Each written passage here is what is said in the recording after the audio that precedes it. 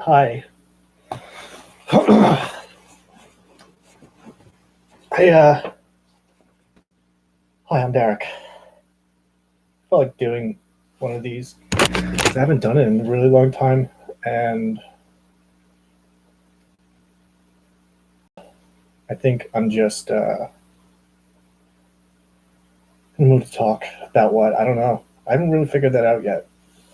I'm just curious to see how it goes, just talking about anything. I don't know what to talk about though. I like being put on the spot, I guess, to see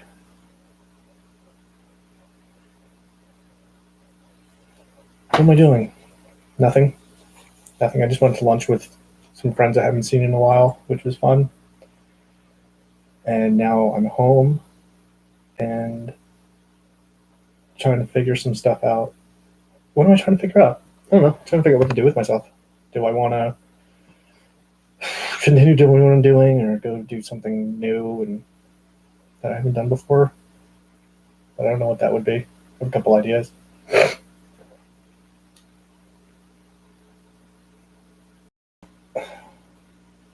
Don't really feel like doing this, but I guess I should, just to do something. It is Sunday. I don't watch the Super Bowl. I'm not really into sports.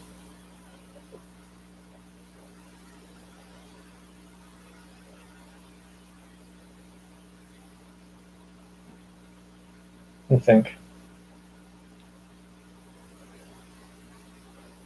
So where have I been? I've been on the journey. I don't know the last time I actually made a video. Well, I made the video about matter being a projection of consciousness, which is cool talk, but I don't think people get that shit. I think a lot of the esoteric and occult stuff that I do just doesn't make sense to people. It's starting to not make sense to me anymore either. I guess it was a good distraction for a while, but then once you can see the smoke and mirrors aspect of it, it kind of loses its luster because you start to see how not pointless it is, but just I don't know that it's not as the answers that you're going to get from it are just the fucking answers you're going to get from yourself if you sit and take the time to really talk to yourself and figure things out. Because ultimately, all your problems are you. But they're not really problems, because every problem is its own solution if you really take the time to investigate it far enough. Like,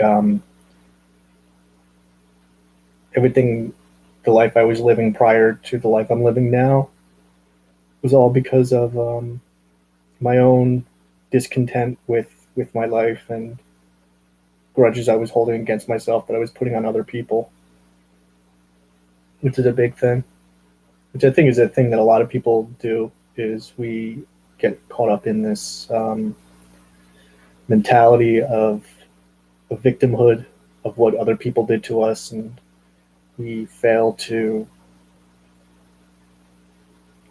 see that ultimately these were all things that we were doing to ourselves. I was just talking to my friend about Freemasonry because I over the summer I had hung out with one of the local lodges just to kind of pick their brains and see what they were all about. And what I learned from them was they were just like me, just different. They're just like everybody else. I like to in my spare time I like to study people a lot, like an observer. I like observing people, and I like to spend a lot of time online and seeing what type of shit people are thinking about, talking about. I like to follow the spiritual community, the spiritual awakening community, the religious community, the political community, the conspiracy community. People who just like to talk some shit communities. And what I'm realizing is like everybody's doing the same thing. Even this whole spiritual awakening thing, which I think is really probably one of the most fascinating things, is a spiritual awakening community. Those are my favorite because it's something that I can relate to in that I know exactly what it's about. And it's more than just people learning how to grow up, which I think is a big part of it, is um,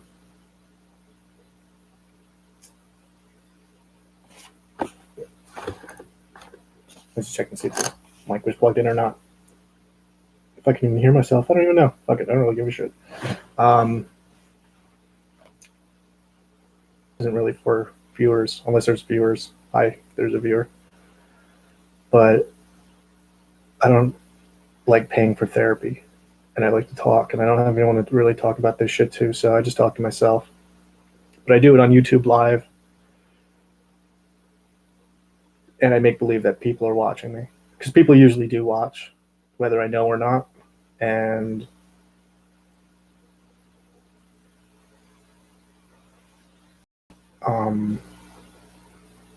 gets me over the fear of talking to people.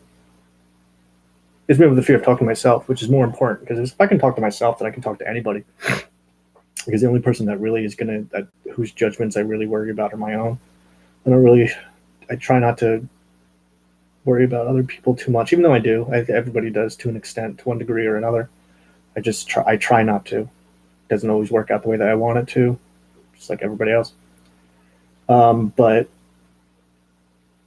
in regards to the spiritual awakening people, which I think is such a fascinating subject that just doesn't get the airtime that it really deserves, because it's really a fascinating phenomenon, because it's something that's really happening in such a way that it's measurable. It's people notice it. People who weren't so much interested in that aspect of reality, that they're starting to find bits and pieces that make sense to them in such a way that they're starting to see things that they couldn't see. I'm reminded of Obi-Wan talking to Luke, where he said to him, he said, a lot of the truths that we hold, that we cling on to, are greatly dependent on our own point of view. That just because we think something is true doesn't necessarily mean it's true. It might be true to us, but in the greater scheme of things, it doesn't mean shit. And that's a lot of where that's a lot it has a lot to do with the training in the Force to be a Jedi, is to realize that you don't know as much as you think you know. Yeah, you might know some stuff, but even what you think you know, you don't really know as well as you do. And even before you want to call it spiritual awakening or not, this just how do you word it? You can call it an awakening, I guess. Waking up to yourself, waking up to your potential, waking up to the fact that you've been fucking up your entire life. I've been fucking up my entire life. And really, even fucking up, what is fucking up? What is fucking anything up? You're not really fucking anything up, because you're just doing what comes natural. A lot of people like to say that they weren't in control of their lives, or they tried to control things too much. You can't control anything more than what it can be controlled. Like, you're in as much control as you're supposed to be in. And I'm talking about myself about with that. I say you and we, and I generalize things, but I realize ultimately the person I'm talking about is me. I don't mean you. I don't know anything about you or your life or why you do the things that you do. I'm not saying that you hold anything against yourself or that you hold anything against other people. I do. I hold things against people. I hold things against myself. Well, I used to. I don't. There's still aspects that I hold against other people, but I don't let it control me like I used to. I used to be big finger pointer, but the more that I started to explore my own self and who I am and why I do the things that I do and behave in the way that I behave, ultimately came down to insecurities that I had with myself and insecurities with the relationships that I was having with other people, and it exploring where those insecurities came from has really been the journey. That's really what this awakening is. How would I describe a spiritual awakening, or whatever kind of awakening you want to say that you're having? Personal awakening is that you are coming to grips with the fact that you have been the problem in your life the whole time. That nobody ever did anything to you that you didn't have coming. Even the bad stuff, what you would consider bad stuff, because what's really good or bad? Good or bad, it just doesn't mean shit. It's what's good for me is bad for you. What's bad for you is good for me. I mean, it's a never ending thing. It's just perception. It's your own opinions, your own beliefs are getting put into something. And where do your beliefs and judgments come from? They come from what other people tell you. I think that this awakening has a lot to do with learning to think for yourself and to stop using other people as crutches. Though at the same time, because there's always a positive and negative to something, and negative doesn't always mean bad. Just negative just means the opposite polarity of positive. It's like a car battery. You have your two polarities to it, and everything in life has that. I mean, there's at any given time in any given situation, both sides of a coin are showing at the same time. I was saying to my friend,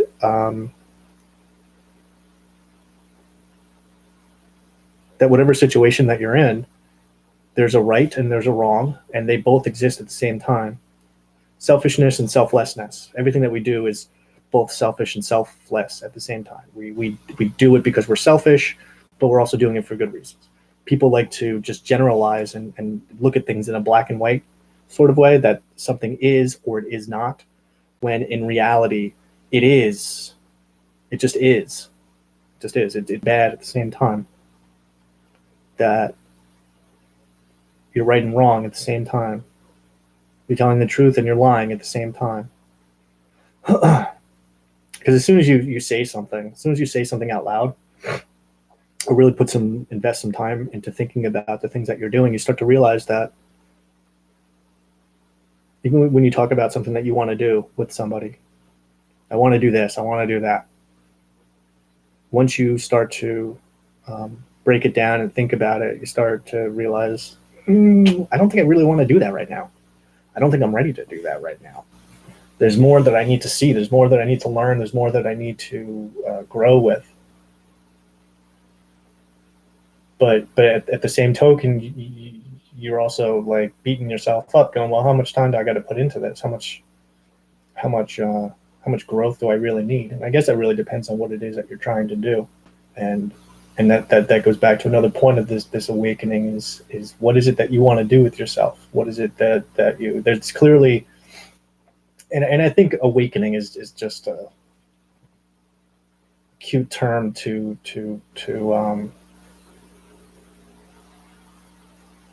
use to explain that you aren't happy with your current situation, or as happy as you thought you were with it when you originally got yourself into it.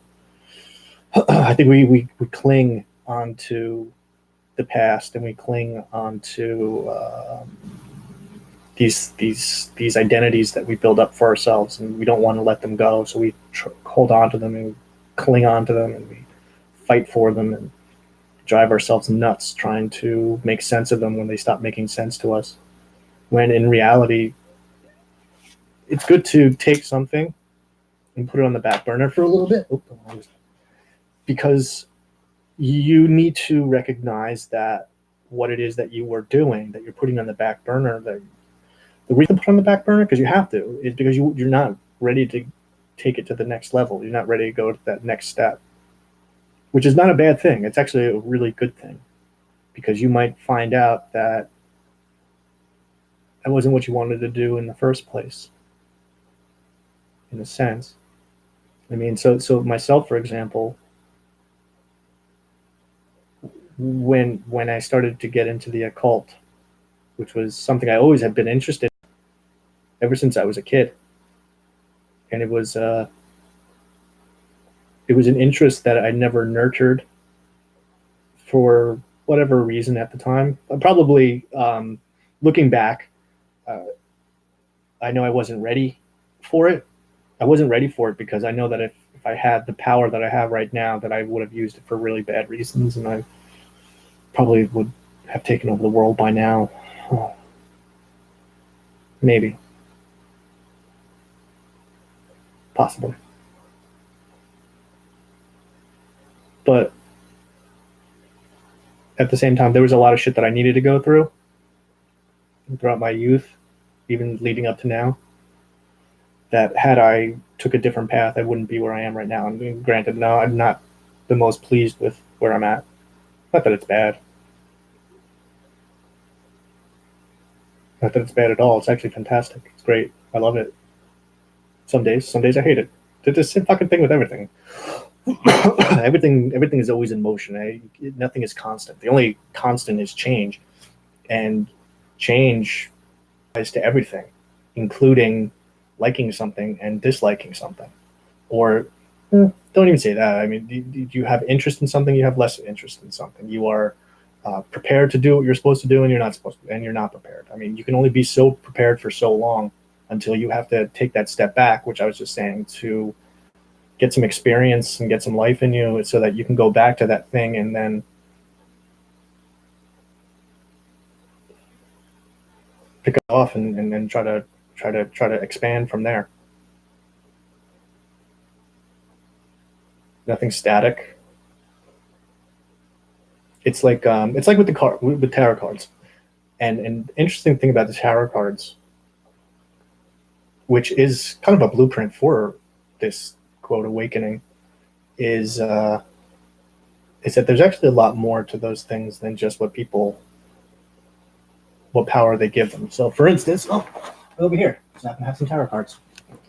So I can shuffle through these things, and we can pick out and it's going to tell us exactly what we need to hear. Oh, there we go. Jesus. So we got two. And this is like the real power of these things. So we have the Seven of Swords and the Nine of Swords. See, these two. So think of these as like almost a Rorschach test. Rorschach, sort of, in a sense. Seven of Swords, but we'll analyze this one first, because that's really all ultimately what cards are about. Like, they have traditional meanings, and you can use that to tell somebody what's going to happen, or tell them what's going on in their lives. But here's the fucked up thing, is that what's going on in your life is going on in my life, is going on in his life and her life and everyone else's life around you. It's just manifesting in different ways. So I can just say any kind of general statement, and chances are you'll be able to relate to it in some way, shape, or form. So, for instance, Seven of Swords, this is all about keeping secrets and hiding things from other people. So the little fox is like sitting on that sword. He's hiding it. He's hiding it from the rest of them. So that's what kind of secrets are you holding on to that are like eating away at you, that make you not feel bad, but you almost feel like a little bit of a resentment for yourself, in that you wish you had the courage to say this thing. But also at the same time, the way the cards are broken down, they're broken down into four suits: the swords, cups, wands, and coins. They all represent something. So, for instance, swords, they represent air. Air represents the mind. It represents communication. It represents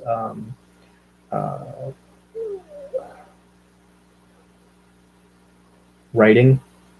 It represents anything that involves your mind, applying your mind to make something. And this card, I guess, in a sense, a lot of people associate it with like deception and and someone being out to get you. But I see it differently. I see it almost in a way that you're using your guile to not fool people or trick people or manipulate people, because we all manipulate it. The manipulation is a two-way street. Everybody's trying to manipulate everybody else, whether you think that you're a manipulator or not. I'm a manipulator in that I have intentions, I have goals, I have ambitions, and in order to do those things, I need to have certain aspects of my life in certain places. So, like, when you know that someone has something that you need, you work with that person. And that doesn't mean money or a thing. It could be a piece of wisdom that they have. It could be a point of perspective that they have that you don't. That hey, you got something that I want. Maybe I have something that you want. Let's collaborate and see what we can come up with. But for some reason, what's coming to mind with this one is kind of like not showing your hand all at once. And I think this is a good lesson for me, is that I talk a lot. Do I know? I don't know. I do. I really do. I talk a lot, way more than I probably. Not that I should. There is no too much of anything. I mean, I say exactly what I need to say when I need to say it. Like right now, like I need to have this conversation because I don't have anyone to have this conversation with. It's a difficult conversation to have with somebody because this is me talking for 22 minutes straight. Not many people want to sit there and listen to me talk for 22 minutes straight without having to say something back on their own. You got to understand that. I mean, when you're having a interpersonal conversation with somebody, there's a give and take. It's not so much me saying all the stuff. This is kind of like my chance to do that because I have to hold some things back. And that's kind of what I see, the holding some things back in yourself that doesn't need to be said. Doesn't need to be said because, one, I don't think people would get it. Even though who the fuck am I to judge if you are able to get what I'm saying or not? But I think that what this says is a lot of we say too much about what we want, what we plan on doing, and what we plan on achieving with ourselves. And when we put it out there, well, no, I'm thinking about it. Now that I'm thinking about it, I mean, it's wise man once say, you don't eat the fruit the day you plant the seed. So every time you talk to somebody and you tell them your plans, yeah, you know what, that's good because you're putting the intention out there. You intend to do this. Just because you intend to do it doesn't mean you're going to get it done tomorrow.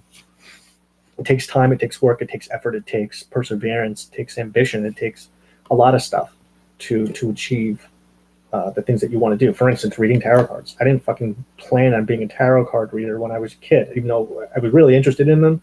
But my grandmother told me that I'd be cursed if I ever touched them. And there are days where I feel like that did come to pass, but I think even curses have a regenerative power to them for the individual. But yeah, this is definitely holding secrets and holding something back. But each card has a million meanings. It means whatever the fuck you want it to mean. That's the beauty of them. Is that just because the Seven of Swords is all about holding things in your mind back doesn't mean that's necessarily what it's about. I mean, traditionally, people wouldn't even agree with me. If you go to a tarot group or get a book on tarot cards, it's going to tell you something opposite. It's deception and all this other shit. But realistically, this isn't about other people. The cards are about yourself. It's a personal journey for yourself. And this clearly says to me that some things are just best not said. And I think that's a good way of saying of explaining this, is that sometimes it's best to not say certain things. We have a tendency to say everything that's on our mind when we want to say it because one, we want to control everything, which is not a bad thing. And it's not bad to say the things that you want to say, because saying it's good. One, you need to say it because you got to get it out. Two, sometimes the things that you say that you might regret saying, someone needed to fucking hear. You might be doing someone a favor by saying that, whatever it was. And in doing so, one, you get that shit out of you, because it's always good to get the shit out of you. Even if it's something that other people take as a negative, you yell at somebody or tell someone that they're a fucking idiot. Well, you know what? That's good, because me telling you that you're a fucking idiot, what that now did, that's gonna make me have to reflect and go, why did I call him a fucking idiot? Was he? Or am I a fucking idiot for not understanding what they were talking about in the first place? So I guess I'm the fucking idiot. I'm the fucking idiot for making assumptions and not really doing the research and the actual work into finding out what's wrong with me that made me say that. Maybe that person said something that triggered me in such a way that, oh, that's my mommy and daddy used to do that to me when I was a kid. Anytime I opened my mouth, they would yell at me. So now I got to keep my mouth shut, or I explode when I hear a certain thing or feel a certain way. Something you said to me made me feel this way that reminded me of something. So I explode and call you a fucking idiot. But in reality, it's me, the fucking idiot, because I didn't want to look at myself. So what the fuck is this card even about? Holding things back? Holding things back so that you can actually start to... and you know what? Actually, I'm glad that we're going through this, because now I'm starting to think about it a little bit differently. The more I talk about it, the more that my brain is processing it while I'm talking about it at the same time. And I think this might not be so much about hiding anything as much as it is about taking things in and holding on to some things so that you can take the time to process it. And maybe that's what this some things are better left unsaid because you don't know the right thing to say. And not that anything is ever right or wrong. You're always going to say exactly what you're supposed to say at the time that you're supposed to say it. If you're one of those cuckoo birds that believe that everything happens for a reason, like me, that there's a purpose for everything, that everything is just another catalyst for the next thing to happen, and then all of those causes and effects from day one are what make you into who you are, and who you are is whoever the fuck you want to be. I hope that's all making sense. It might. I don't know. I'm kind of loose a little bit, but that's all right. I don't really have a plan of attack on what the hell I was planning on saying. And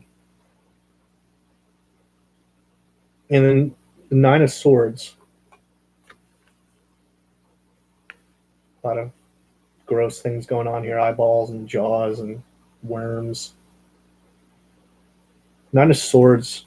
This is like the end of... The number 9 is in numerology. In numerology, numbers only go 1 through 9. 1 through 10. For the most part. Some numerology. Not all of it. There's multiple schools of numerology. 1 through 10 is a cycle. Think of it like a circle. Like a year, a week. Every week has a beginning, it has an end, and then it starts over again. Same thing with the year. The year starts, the year ends, and then the new year begins.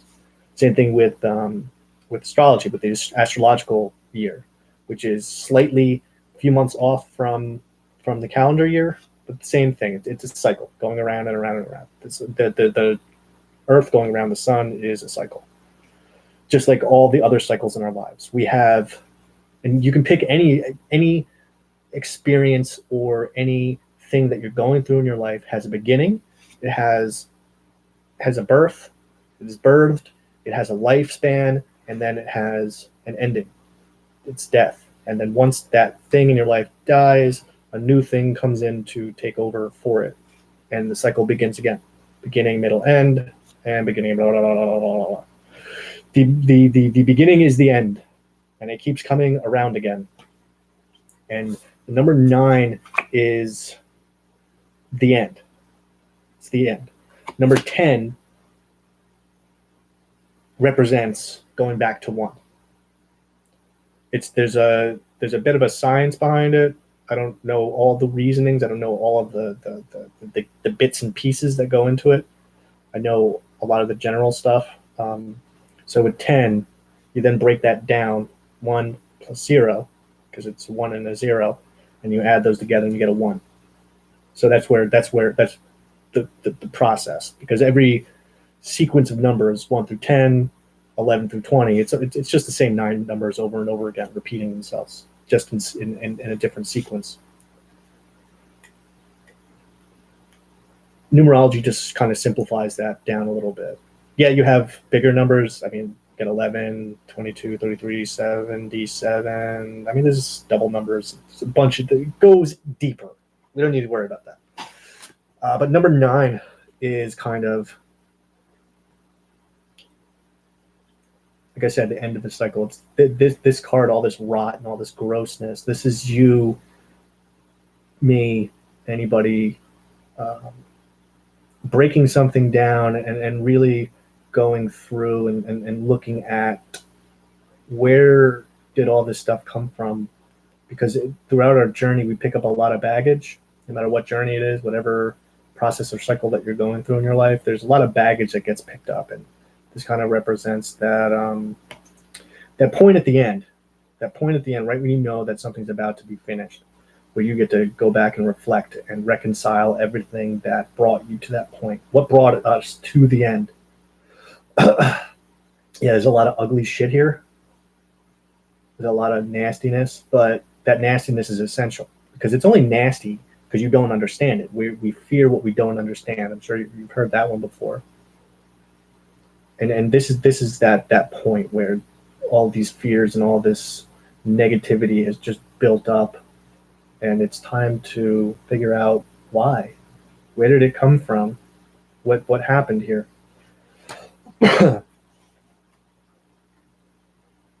Going through the things in your mind, because remember what I said, like swords represents the mind. So this is a lot of internal shit that you need to start going through and reconciling on your own, so that you can move on to the next phase. And the next phase would be the ten of swords, which ends the sequence for the swords. 10 is kind of like I said, it goes back to 1. If you ever played video games, if you're familiar with the idea of New Game Plus, you beat the game and then you start the game over again, but all the skills and items that you acquired during your first journey are with you when you begin the next one. So you have an advantage against the system now, because you beat the system. You now have the advantage of knowing the system, having all of the skills and lessons and strengths that you gained, but now you can take that and play the game again, hence New Game Plus. So the next card that comes after this one in the sequence is the 10 of Cups, the 10 of Swords, which kind of represents going back to the beginning, but going back to the beginning with everything that you've learned. And this is the shit that we're trying to learn. We're trying to learn where all of this ugliness came from. You know what I mean? Does that make sense? I think it makes sense. So from that standpoint, this is like almost at the end. You're at the end of your little journey with the swords. And for me, because I think that's ultimately what I was trying to get at before, the relevance of this for me is the fact that I'm at a point in my own little life journey that I'm starting.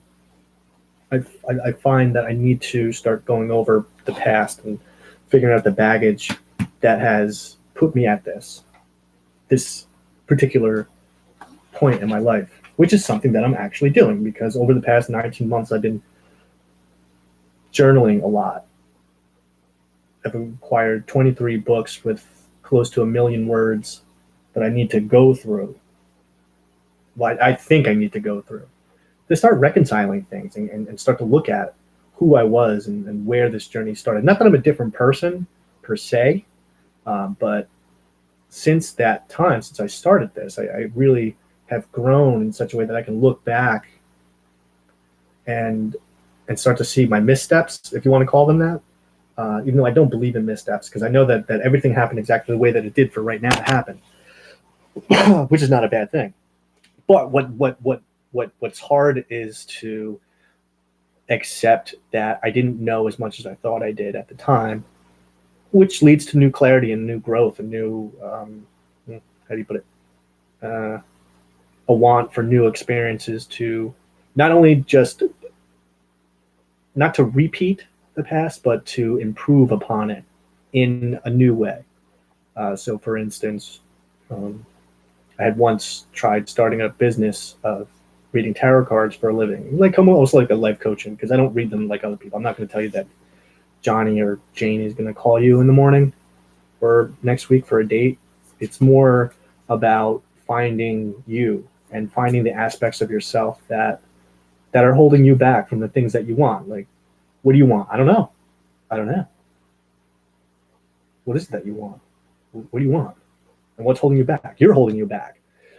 That's a simple answer. Everyone knows that. Everyone knows you're holding yourself back. You pull out another card, the Devil card. Devil card is all about attachment to the material realm. What aspects of your life are you really gripping onto that you don't want to let go of? Because until you can let go, you cannot move forward. Because think of it like an anchor holding you back. This thing, you want to go, but there's something holding you. And that's what this represents, is those things in your life that are literally holding you back, that you know that you need to kind of cut the cord on and go, okay, I'm done with that. I've learned everything that I needed to learn from it, and now it's time for me to move on. People just, they get a bad impression from the devil, like it's something bad, but the devil's actually a pretty friendly guy if you know how to talk to him nicely. I know. I talk to him a lot.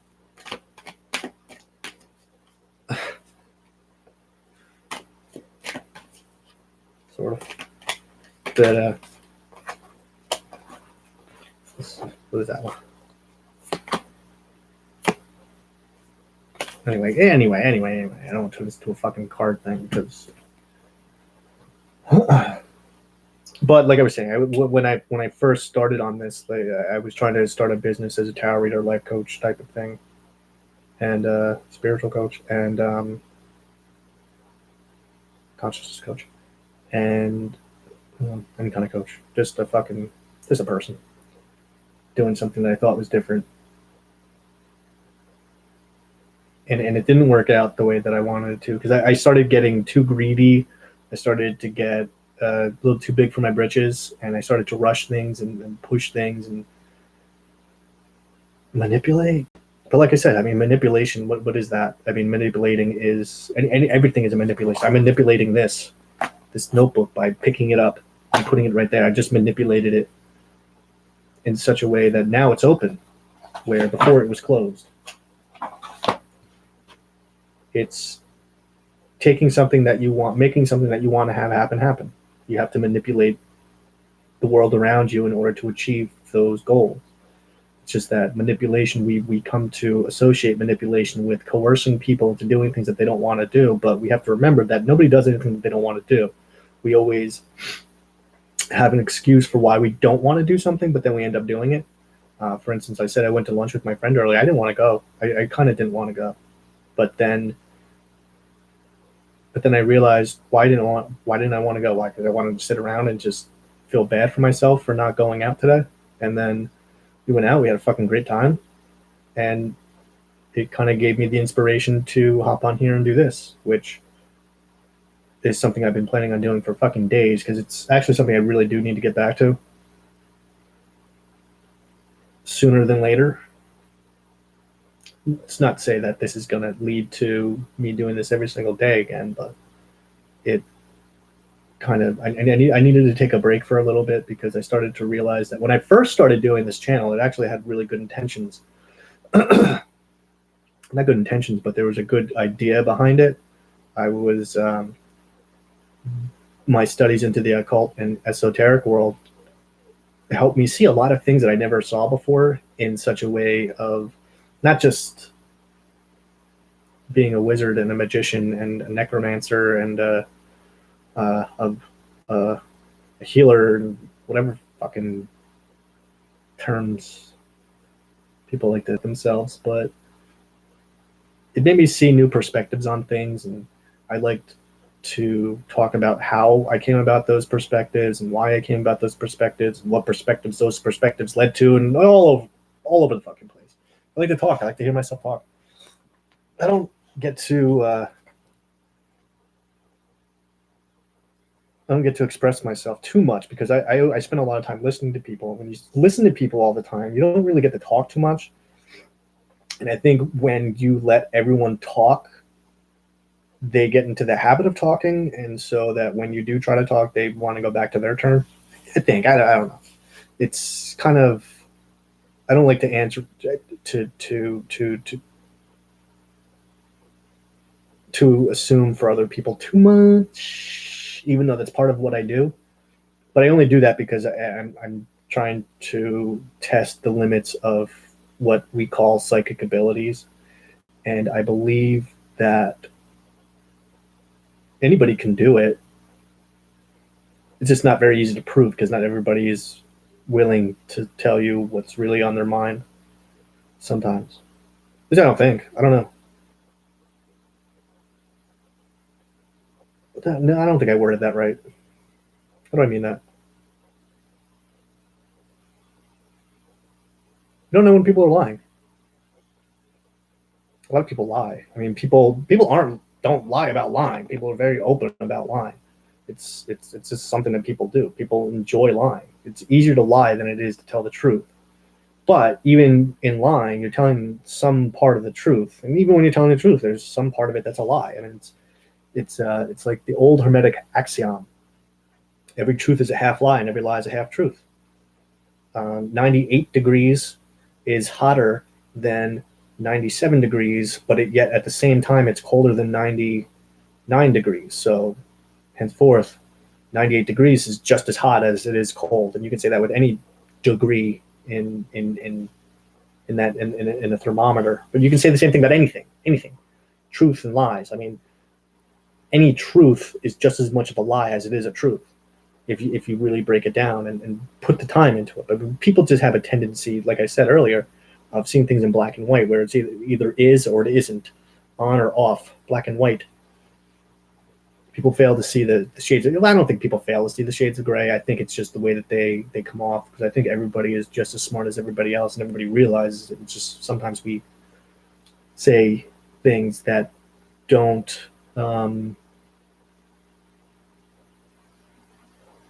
properly express that. And when we don't properly express it, it gives an impression to other people. But then again, it's on the other person for thinking that you meant something a way that you didn't. Because it gives you an excuse to not think about the thing that you're thinking about. Or the thing that you're trying to think about. It gives you an excuse to oh, I don't want to think about that. There's a lot of stuff we don't want to think about. I know I do. I say, like I said, I say we, you, but I mean in general, and I'm talking about myself. And I think that's like I mean, if you want to call it a flaw, it's a flaw that I project onto other people, the things that I'm thinking about myself. But I don't think that's a bad thing. I don't think it's a bad thing at all. It's sometimes it's just easier. It's something that you get caught up in ways of doing things and patterns, and sometimes it's hard to break patterns, habits. It's like smoking. I still smoke. I can't. I love smoking. I don't love smoking. I don't love it. I actually hate it. I'm trying to figure out why I smoke, by not smoking and smoking, smoking and not smoking.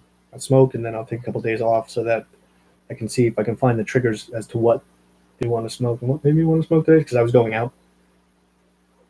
I was going outside. An excuse to buy a pack of cigarettes. So I bought a pack of cigarettes because the opportunity showed itself. which also again isn't a bad thing.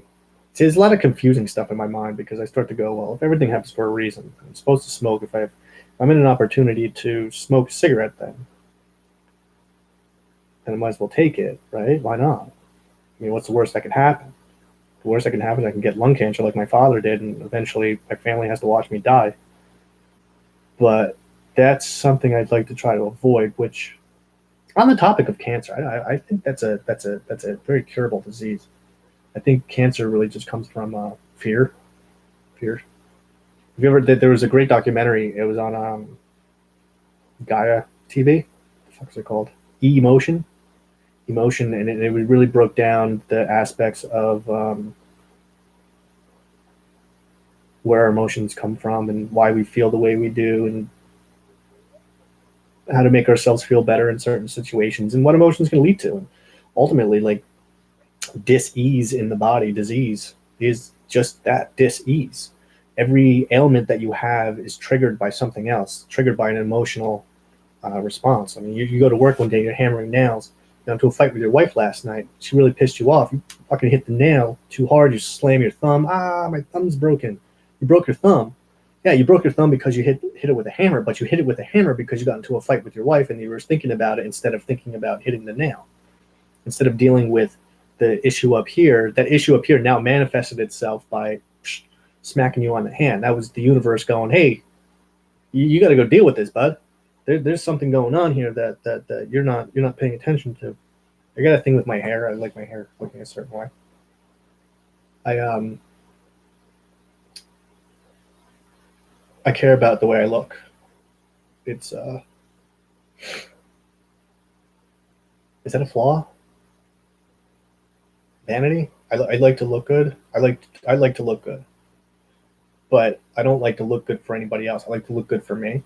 I like to look the way that I like to look, and I like when my hair is not fucked up,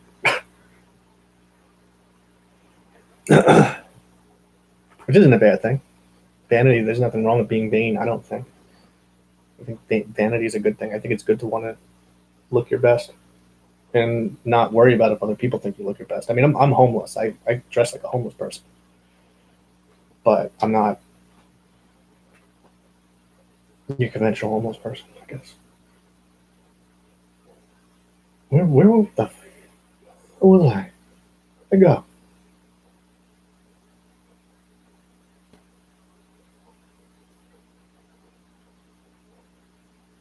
Cancer, smoking.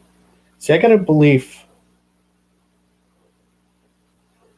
You can understand that a lot of what I believe is based off of not alone 11, which happens to be the numeric value of the letter Aleph in the Hebrew alphabet.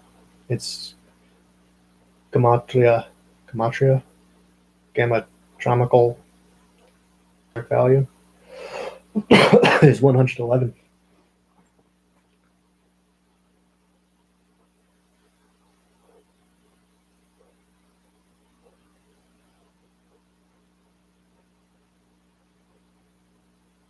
Because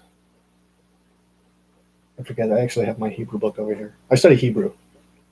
I used to study Hebrew. I had to put it on the back burner. Hebrew is a fascinating language. Um, it's not like English at all. But I mean, it is and it isn't. I mean, it's one of the oldest languages ever. It's one of the first languages, and well, I mean, not the first, but it's a derivative of the first languages, which wasn't so much a verbal language. This is a very mental mental language in that the letters don't just have a audible quality to it, which they do now. They do, but it's also very mental. It's very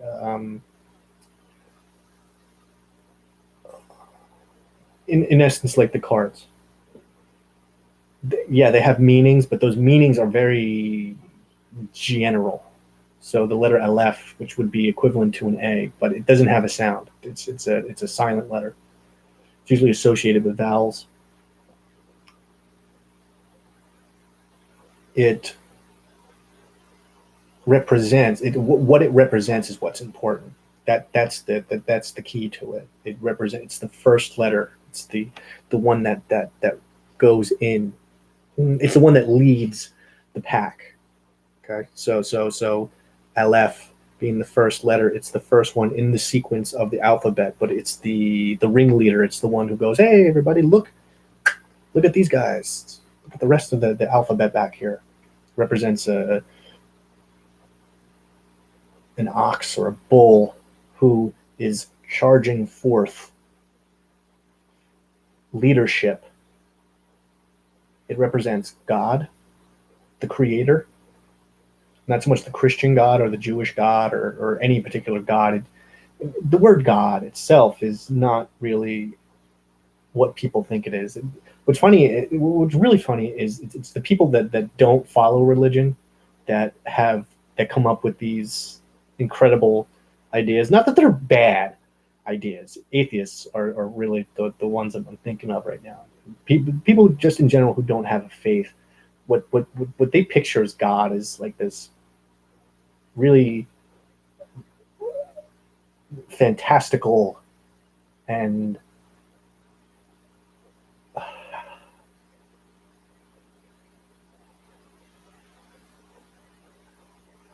absurd idea. This idea of a man with a beard sitting in clouds. I don't know why. I don't know why people where people came up with that.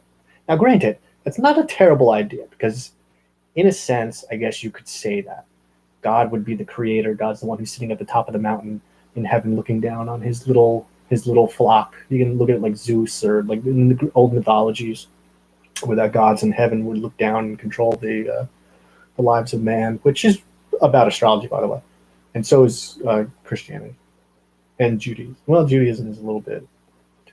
It's about astrology also, but it's not as heavily influenced by it. It's more about the personal journey. It's not even supposed to be a religion. It's not. It's an instruction manual on how to find yourself. And sometimes finding oneself is through religion. I mean, a lot of these religions, they're all made up. They're all made up. Every single one of them. They have incredible spiritual value. They have fantastic philosophies and philosophical ideas that go behind them. There's a lot of great metaphysical theory that goes behind these religions as well as metaphysical science. As a matter of fact, it is science because a lot of these things are measurable, in so that a lot of the concepts that are talked about are repeatable, and they actually have meaning and value to them. For instance, because I know friends and family would laugh at me, but I do keep a Bible next to my bed, but not for the reasons that people would think.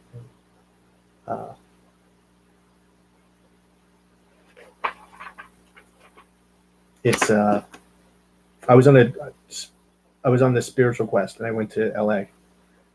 I was just talking about this today, and on the way back, I forget where I was exactly, but somebody was had a book bag full of Bibles that they were handing out, and I do like the Bible in that. I'll explain that in a minute, but so I took one, and I kind of kept it with me, souvenir. But what I was saying was I like the Bible in that I come from the standpoint of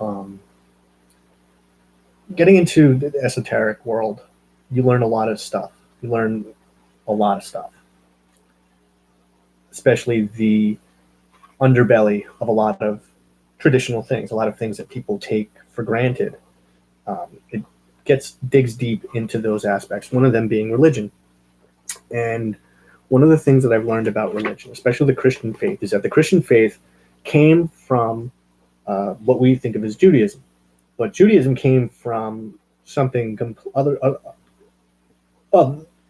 utterly different. Back in those days, Christianity wasn't about this. Christianity was all about self-empowerment. I don't know the particular verse. It's in Matthew. Let me see if I can find it. Maybe. It's in my head, so I just wanted to see if I can Fuck this guy's name. Mark? No, it's Matthew. Ooh, I think that's it. 13:13. Oh no, this is one. See now this is some shit. This is like some shit that I'm talking about. All right, Matthew 13:13, which 13 is a lucky number, by the way. Therefore, speak I to them in parables, because they seeing see not. Let me say that again. Therefore, speak I to them in parables, because they seeing see not, and hearing they hear not, neither do they understand. In other words, and this is why I like the Bible, because it's kind of like a puzzle. It's a puzzle because you can't take things literally, which is what a lot of people do. I mean, you can. You take it literally, you start a religion.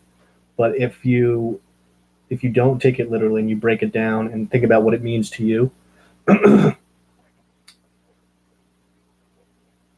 because it's going to mean something different to everybody. Just because the way I see it doesn't mean that's the only way to see it. So, like I said, therefore speak I to them in parables, because they seeing see not, and hearing they hear not, neither do they understand. In other words, don't take me literally. I speak in parables. What that means is a parable is an allegory, it's a metaphor. So what Jesus is saying in that, and I say Jesus, the character of Jesus is saying, I don't say shit literally. I am saying it encoded in such a way that it speaks to your mind and you can figure it out on your own. Because people who claim to know, they don't know shit. People who claim to be listening to you, they ain't listening. People who think they understand, they don't understand. They don't understand what you're saying. So don't talk so literally. Use metaphors, use allegories. That's because that's the best way to teach someone anything, is to speak in allegory, which is kind of what led me on this path. After some major shit in my life, early or late in middle of 2018, I picked up this book by Alice Levi, Rituals and Doctrine of High Magic. And really what that's about is it's about alchemy, it's about magic and all this shit. But he even goes in the book and says this is all metaphor. The key to all this stuff, to tarot cards, to astrology, to the world card, taking over the world, what I'm trying to do, is metaphor. If you can understand the metaphor of it, then you can understand it. It, whatever it is.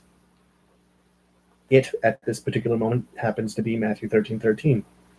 I speak in parables. I speak in riddles. I speak in rhymes. It's up to you to decode it and figure it out. And if you can't, that's up to you. Maybe now is not the right time for you to understand it.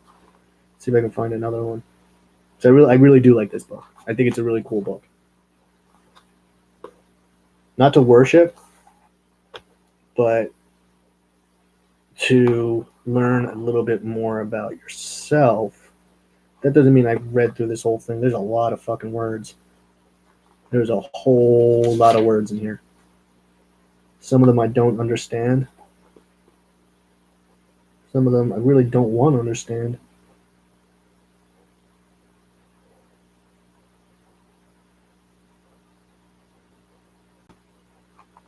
I can't find another one. Because some of this stuff is context based.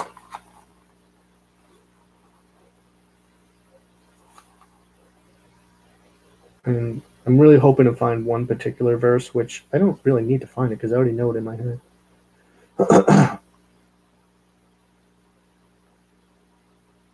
But the point of it all is like, how did I get all this started? Is people's concept of God and Aleph, the first letter of the Hebrew alphabet. Jesus' name, by the way, wasn't really. I mean, if there was a man named Jesus, and there was a man who fit the category of what Jesus was. Wasn't a god. He was a man. He was a man like you and me. But he was a man who was in touch with the spiritual aspect of existence, which is God, which is consciousness. Consciousness is God, because all things stem from consciousness. Matter is a projection of consciousness. Like Morpheus said to Neo in the Matrix, is that your reality is just a series of electromagnetic impulses that your sensory organs uh, send signals to your brain, and your brain sees things. I mean, the only reason you see what you see around you is because light is reflecting into your eyes, which is then being decoded into your brain and going, oh, okay, there's a laptop here, there's a book here, there's a notebook under here, there's some headphones over here, this is a telephone. But this telephone isn't really a telephone. The telephone doesn't exist in nature. It doesn't be created. And everything that goes into making this thing, it's not even a solid object. Yeah, no, I can't put my finger through it at this particular moment. But if we took a big enough microscope, we could zoom in far enough that we would see that this is not a solid object, that it's made up of atoms and particles and a bunch of other little shit. And if we zoom in even more, we find out that those atoms are made up of little tiny fucking things until we get to the little tiny bits and pieces called energy. those that positive and negative charge that makes a spark. And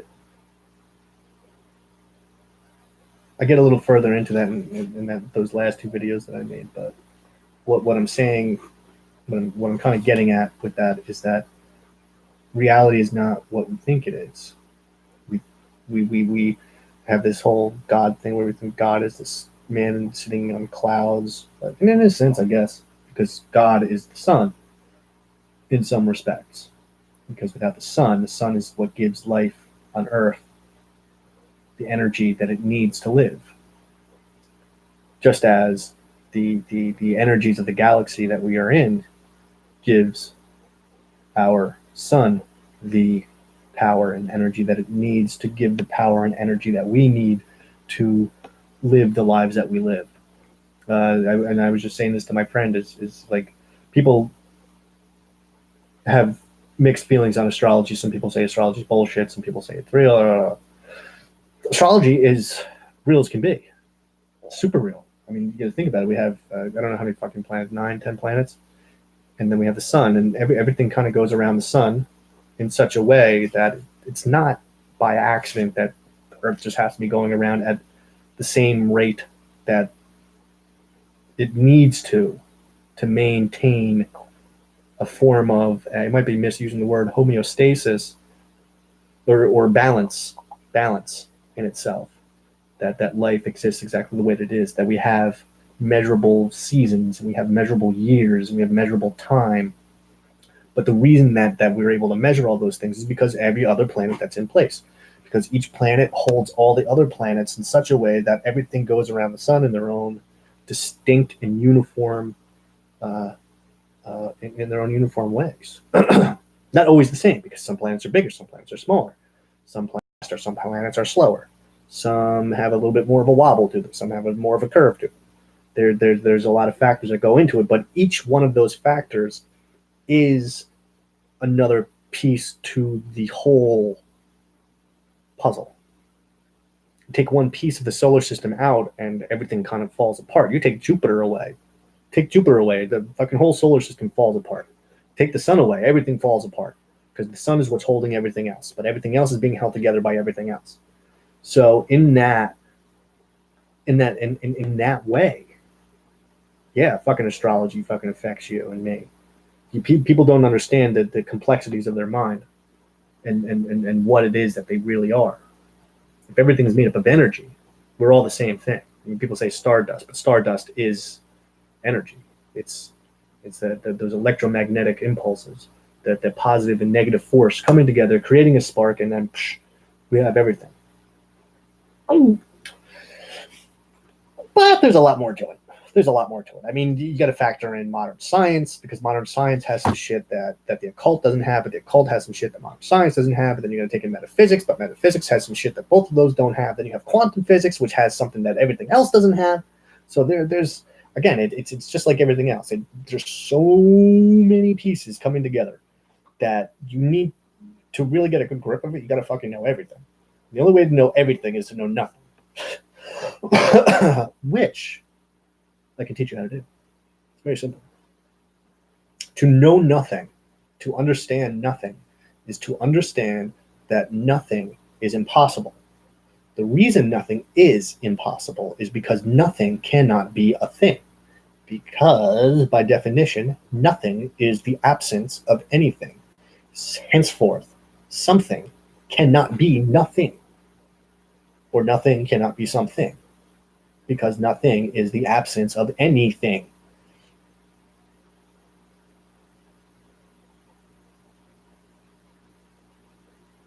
The word itself, just nothing what? I have nothing in my hand. That's not true. You got bones, you got marrow, you got sinew, you got all the shit. There's a lot of stuff going on in your hand. I have no money. Yeah, you do. You have all the money. You have everything. You have everything that you need. You just don't have money in the form in which that you want it. Money is just what we think of as money, currency, paper, or your debit card.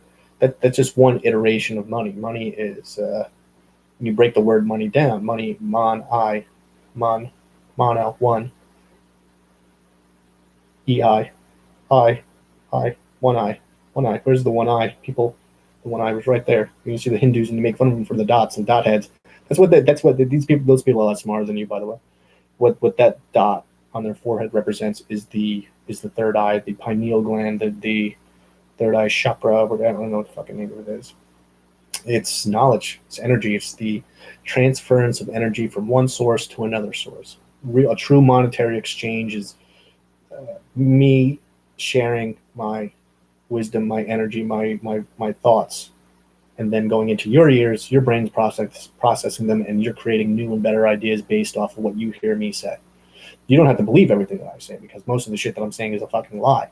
But it's only a lie in the sense that every truth is a half lie. You don't have to believe anything that I'm saying, but there are going to be aspects of what I'm saying that you're going to take and go, oh, I really like the way that sounds. That makes a lot of sense. Let me further investigate into that idea. It doesn't mean that I'm going to be the one that's always right, even though I am, because there's no wrong. See, you can't be wrong. The reason you can't be wrong is because there's no such thing as wrong. Because if you can't be wrong, you'll never be right. Well, if you can be wrong, you'll never be right. Because, like I said, nothing is impossible. So is wrong, because nothing is wrong. Nothing is the only thing that's wrong. Because nothing is impossible. Because everything is right. You understand what I'm saying? Does that make sense? Because nothing is the opposite, is on the opposing scale, on the opposing polarity of everything. What is nothing? Nothing is the absence of anything.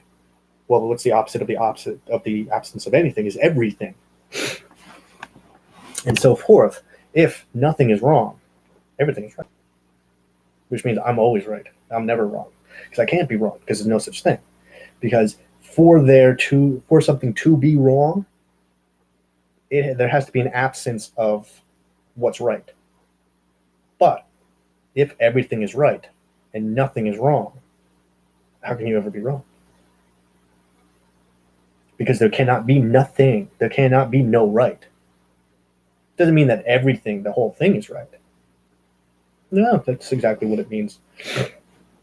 Everything. Even me going like this is the right thing to do. Why? I don't know. Because that's what I wanted to do. Because that's what I wanted to do, that was the right thing to do. Because in my head, I had this vision of that book flinging over there and hitting those coins and landing right where it needed to. Now, granted, everything we put out, we get back. So that book may lead to me having some repercussions at some point in my life, because karma is a real thing. Karma's a word. The energy that you put out is the energy that you get back. That's just the way of things. Not always in the way that you expect or the way that you want, but always in the way that you need at the time that you need it. And I think really the book kind of got what it deserved, because it didn't give me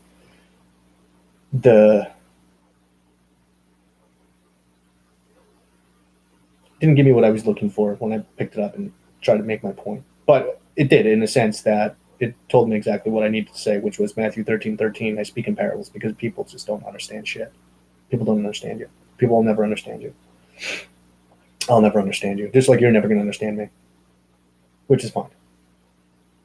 Because, like I said, you're going to take out of this whatever you're going to get. If you're fucking watching for an hour and 10 minutes and 11 seconds, and that's a long time. But again, like I said earlier, this isn't for anybody else except for me, because I'm the one who needs to talk. I need to feel like I'm doing something. Why do I feel like I need to be doing something? Because this is what I want to be doing. I want to be talking to people. I want to be expressing myself. I want to be sharing my thoughts, because not everybody thinks like this. And if they do think like this, they don't talk like this. And I think it's a refreshing thing to have these conversations with people, because it's nice to know that you're not the only one, because I know other people think like this, but they don't say it. So when you hear other people saying the things that you're thinking, it kind of makes you think, oh man, I want to hear more. And that's the goal, is because I want people to want to listen to me talk, because I like attention. I like people wanting to hear me. I fucking love attention. It's my favorite thing in the entire world. Well, it's not my favorite thing. I'm my favorite thing. Which is okay. There's nothing wrong with that. I don't have anyone else to like better than me. I mean, think of it like this. Think of it like a pyramid. A pyramid of likiness.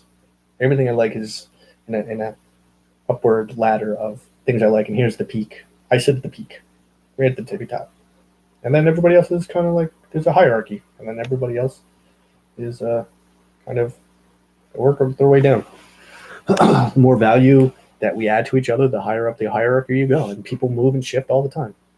There are times where I put other people at the top and put me underneath them, but that's something I'm trying not to do anymore. That's something that I realized that I was doing for a long time in my life, was putting other people above me and their feelings above me. And that's not to say that that's a bad thing to do, because it's not a bad thing to do. It's just something that we do. But there comes a point where we have to take that power back and give it to ourselves. And that's what I've been learning how to do. But I think a lot of people are learning how to do the same thing. And that's going back to what I was saying with the whole spiritual awakening thing. Is that's a lot of it is learning to take your power back from everybody else. Because other people that you put above you, they are only above you because you put them there. Um, Even systems of power, for instance, the government. And I'm not a fan of the government. I don't think it's a good thing. I think it's a very bad thing. But it's also, then again, it's not really a bad thing, because you take away the government, and there's some real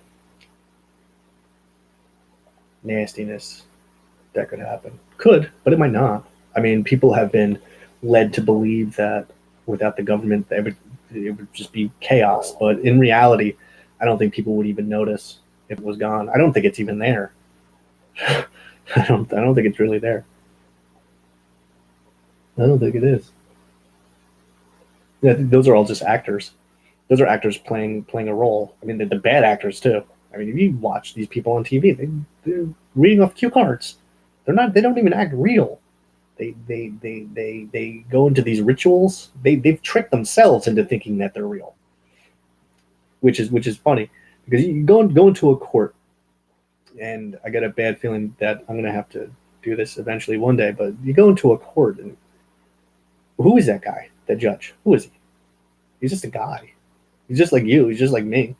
Just a regular fucking dude or lady, and he was granted this power to adjudicate and serve justice. But what's justice? Justice for you could be criminality to me. I think the government is a criminal organization that steals from people.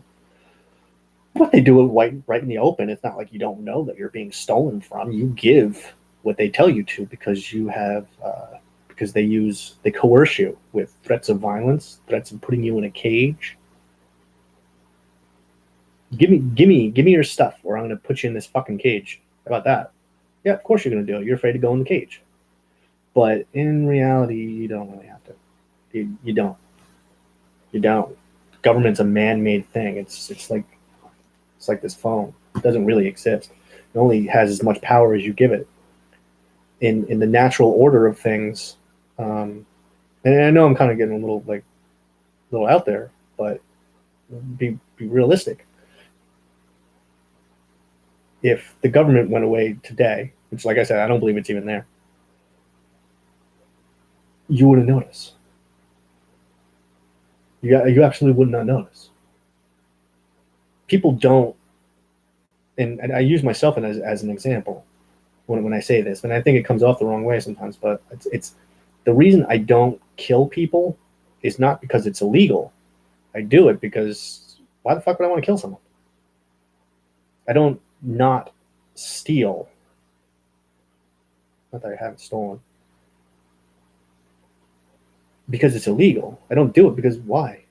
I can go out and steal a car. Those are really easy to steal, by the way. I don't not steal cars because it's illegal. I just do it. What the fuck am I going to steal a car for? I've done it once, but I didn't even steal it. It was left for me. It was literally left there for me to get home because I had to. I needed to take it. Otherwise, I wouldn't have gotten home. So no, I never stole a car. I didn't steal a car because I didn't steal anything because it was left for me to use. And really, stealing, who owns anything? You don't own. I don't own these notebooks. These aren't mine. Anybody can come in here and beat me up and take them, or they can just come in and take them. Same thing with my phone. Same thing with my clothes. Same thing with me. People can come in here and take me. It could happen. I'm also very paranoid. But that's not to say that you fuck it, go out and break the law. Don't break the law. You suffer the consequences if you break the law because there are laws. It's just like there's laws for us, for people. There are laws that govern the higher aspects of reality as well, like the solar system and the galaxy and the universe.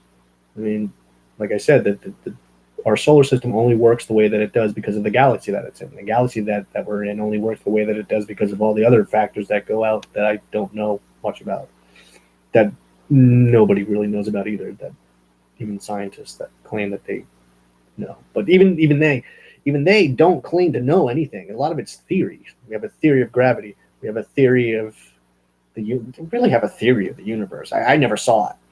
I never saw it. I'm not saying that the shit's all fake. I'm not saying that space is fake. You know, I had a friend who said that she didn't believe in space, but I can't say. She might be right. I never have gone out into space to see the validity of it. I've never actually seen another planet. I've seen pictures, but I don't know the capabilities of people to doctor things. Sorry.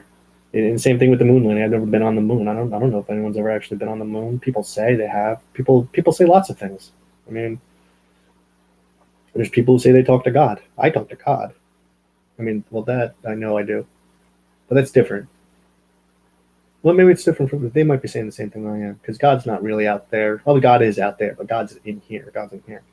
That was another thing that Jesus. I think that was kind of like the verse I was looking for with Jesus before was the temple is within you, and it's where this all came from was religion, right? The temple is within you.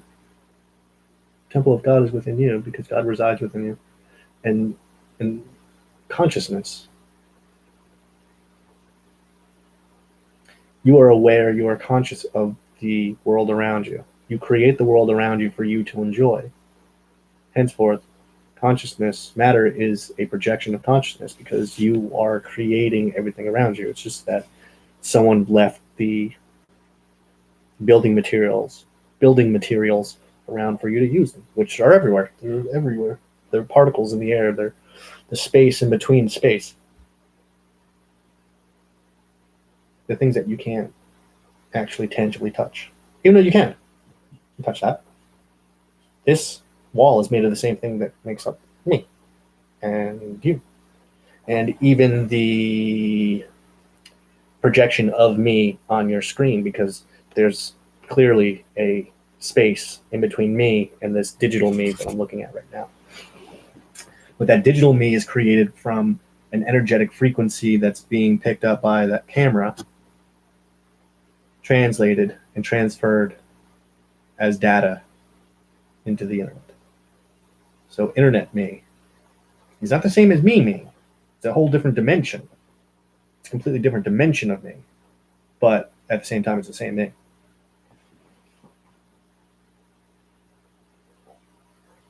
Does that make sense?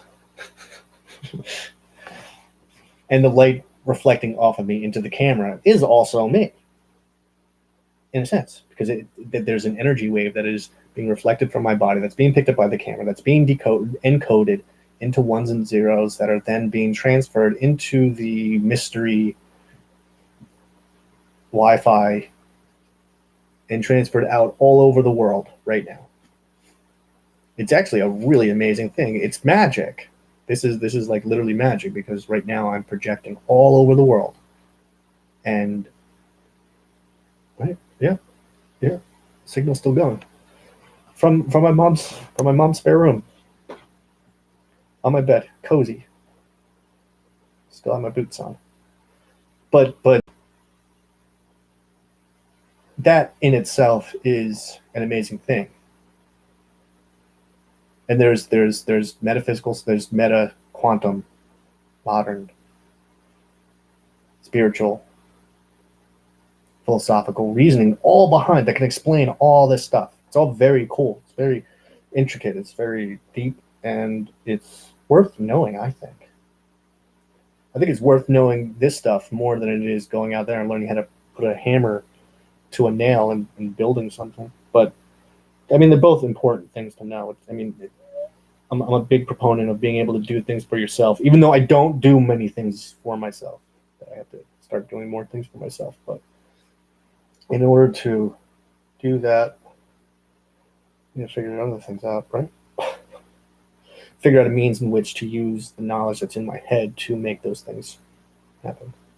Which I guess just by talking smart, people want to hear you talk more. I don't know if I even sound smart. Might actually sound like a crazy person, but considering that I'm having a conversation with myself for an hour and a half, making believe that I'm talking to other people is a thing. But that's what I do. I was actually reading a book by Harry Houdini last night, The Right Way to Do Wrong. And what he was saying at one point was he was in Russia and to practice talking to a crowd, which is actually funny that he and I had the same idea. Is if you go back to my original videos, a lot of these videos, I even explained it was like, I do this to get over the fear of doing things, get over the fear of talking, get over the fear of people. And no, there's nobody watching. I mean, it says one, but I don't know if that's me or not. And I see people flicker in once in a while. I don't really have too many conversations, but that's probably a good thing, because I think I jump around too much for most people to keep up with me, which is also okay, because I don't have a very set format, which probably maybe I should. I don't like structure. See, that's the problem. I hate structures. I like just going with the flow, kind of like going with the Force, like a Jedi, even a Sith, for that matter. But Sith are more hidey, like to hide themselves in plain sight. I like to throw it all out there, a little bit part Sith, part Jedi, being selfish for selfless reasons. I guess in a sense the Sith were as well, but so were the Jedi. Jedi hoarded their secrets for fear that the average person wasn't intelligent enough to maintain. And if you were meant to know this stuff, then you would know it. Where the Sith, they felt that one, yeah, it was a power that anybody could achieve, but you needed to work for it. You needed to work hard. I come from a different school. I come from a little bit Sith, a little bit Jedi. You want to learn the stuff, that's fine, but throw all the secrets out. And whoever finds them, finds them. If no one finds them, fuck it. I don't give a fuck. It's not my problem. I just need to get this shit out of me sometimes. Because you have to release the old in order for new to come in. And that's see, now that's another thing that I like to use this for, is to just get a lot of the stuff in my mind out of my mind. Because what happens is our experiences, like earlier with the Seven of Swords, a lot of our experiences, they come from, they did a lot of buildup from our experiences, a lot of things that we hold back, that we sit on, that we don't deal with right away. And when we behave in that manner, there's a lot of information that's stored in us that we have to eventually reconcile. And for me, this is a good way of doing it because I'm getting a lot of shit out.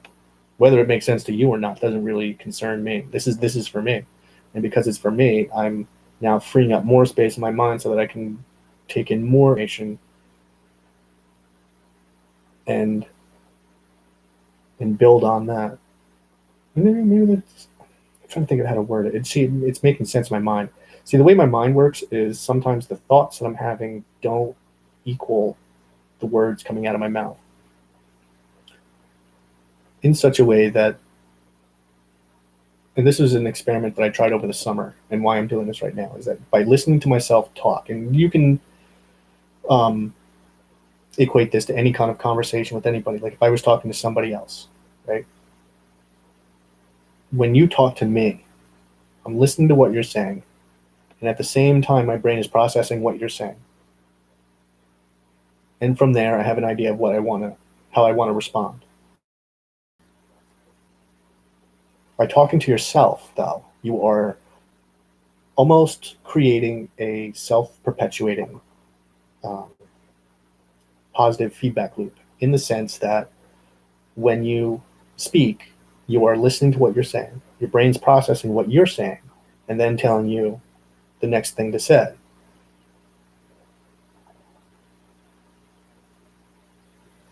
I can't speak for other people, but what I can say is that my brain has two minds in it, one that's processing, one that's just doing things. I mean, I'm not putting any thought behind anything that I'm saying. I don't know if you can recognize that or not. I'm just going with the flow. But the reason that I'm able to do that is because I recognize that this one is processing the stuff and telling me what to say out of this one. That the words are just coming out. And as more words come out, there's more processing and more words. And and that's a good thing as well. What I'm doing is it's a form of alchemy in that, like I said, the truth's a half lie. So there's a lot of bullshit that I'm talking about. A lot of ums and this and that, blah, blah, blah, blah, blah. And even other stuff that just may not even make any sense. It makes sense to me, but it may not make sense to you. But the more that I hear it, the more that I hear myself talking, the more that I can refine it and go, okay, well, you know what? That doesn't make sense in this way. Maybe if I say it that way, maybe I say it this way. Maybe I don't say that. Maybe I do say this because I'm not saying everything. There are some things that I'm holding back. And in doing so, what's going on is I'm now refining my thoughts, refining what it is that I know, and coming up with better, newer ways of saying the same thing. But also at the same time, I'm clearing up space in my mind because you have a capacity. I mean, yeah, no, you can fit a lot. You can fit a lot, but you do have to shit some of it out. I mean, your mind is just like your body. You can't just take in information forever and just store it and hold it. There's a point where you need to expel it. You need to expel that energy, that money, that those thoughts. And there's a problem that a lot of us have is that we bottle things up and we don't get it out. So it just sits and it builds and it turns into all this ugly and eventually just manifests in our life because we have all this shit going on that we don't want to deal with. The universe wants us to deal with it. And if you don't deal with it up here, it starts sending messengers. It starts sending avatars that now represent those aspects inside of you. It's actually very fascinating. There's a really neat science behind it. Which goes back to what I was saying about karma, how karma is kind of real. Karma is real. It's just not how people think. It's not do bad, get bad, do good, get good. It's